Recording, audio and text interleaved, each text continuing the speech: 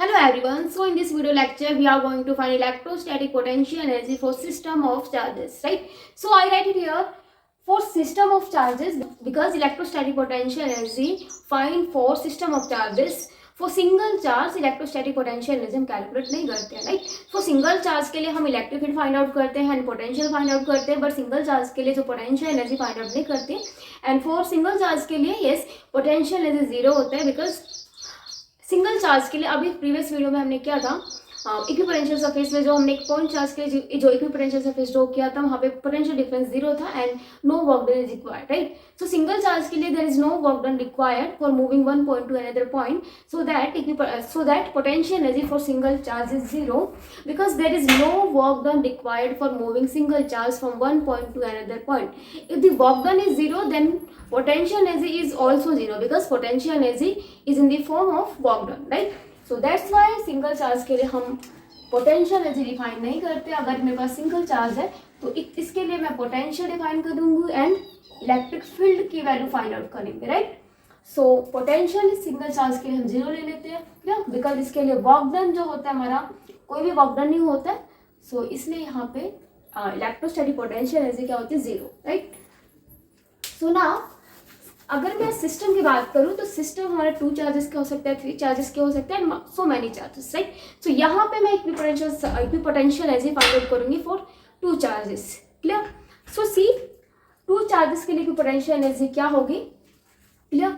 सो पहले हम definition clear करते हैं. What do you mean by electrostatic potential energy, clear? So C अगर हमारे पास सिस्टम है टू चार्जेस का, क्लियर? सो एंड टू चार्जेस का कोई भी कॉन्फ़िगरेशन है इनिशियली एंड उसको उस कॉन्फ़िगरेशन से दूसरी कॉन्फ़िगरेशन दैट मीन्स को उनको डिस्प्लेस करके टू चार्जेस को वन पॉइंट से अनदर पॉइंट्स पे ले जाने में जो वर्क डन होगा, क्लियर? सो वो वर्क डन क्या होगा? हमारा potential energy, clear? So initially हम जो चार्जेस लेते हैं उसको इनफाइनाइट पे लेते हैं बिकॉज लार्ज डिस्टेंस होता है. So due to large distance this charges are considered at infinite location, clear? So see two charges अगर मैं इनिशियल कॉन्फ़िगरेशन की बात करूं तो इनिशियल कॉन्फ़िगरेशन चार्जेस का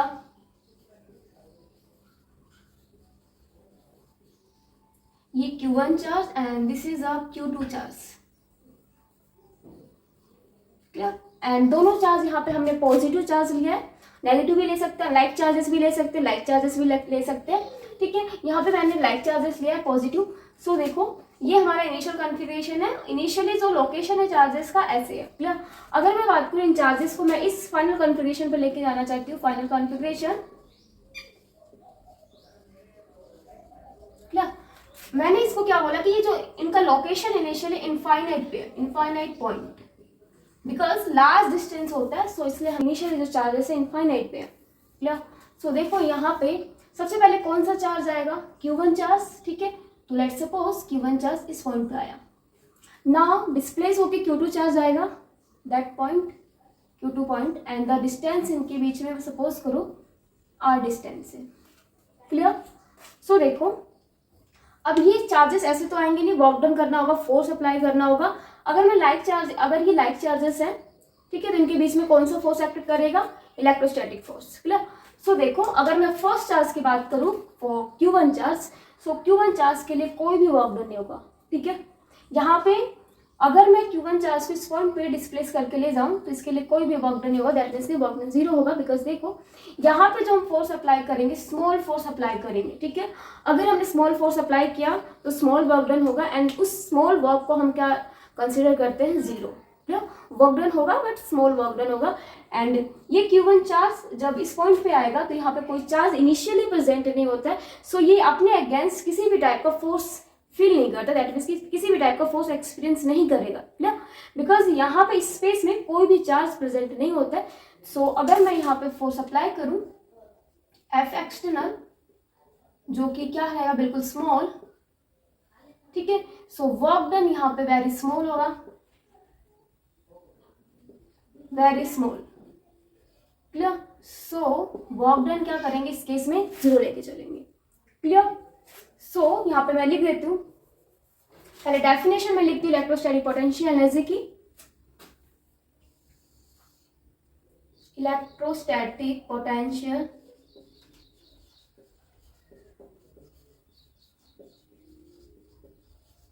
एनर्जी, क्लियर, डेफिनेशन पहले।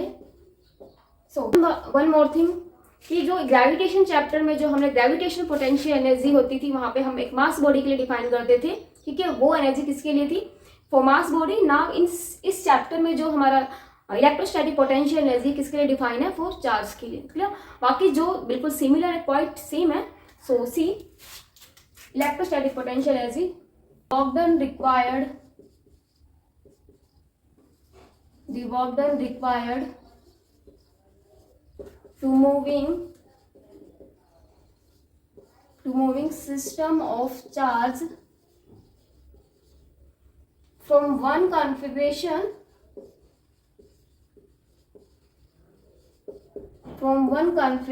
to another configuration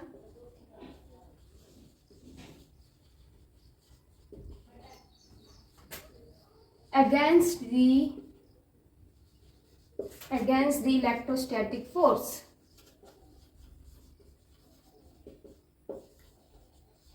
This work is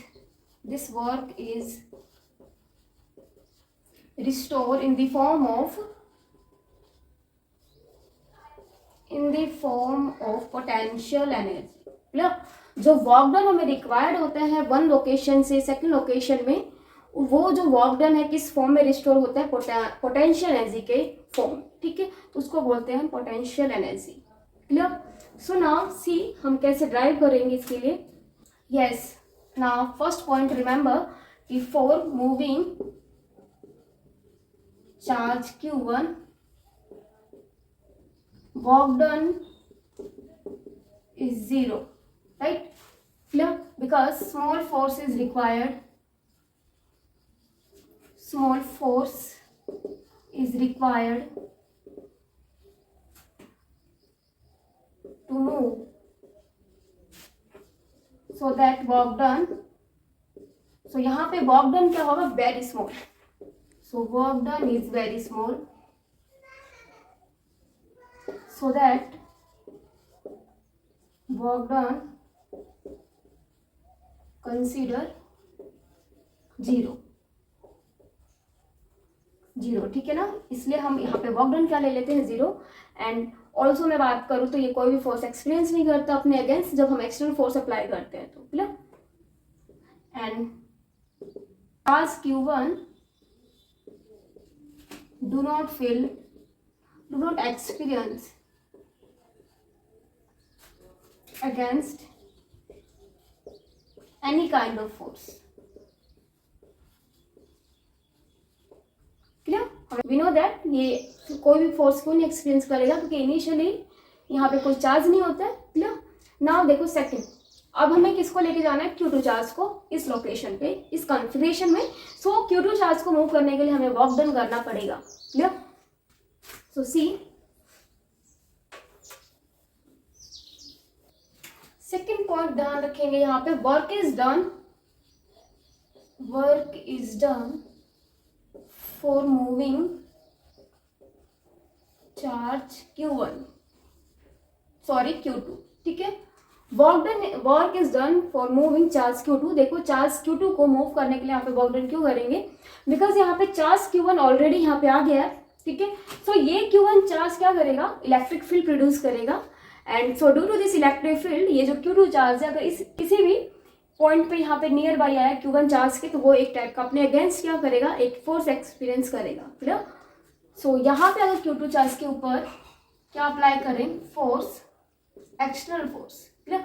सो ये opposite direction में क्या एक्सपीरियंस करेगा, इलेक्ट्रोस्टैटिक फोर्स। कौन सा, रिपल्सिव फोर्स। क्लियर। सो यहाँ पे वर्क डन होगा।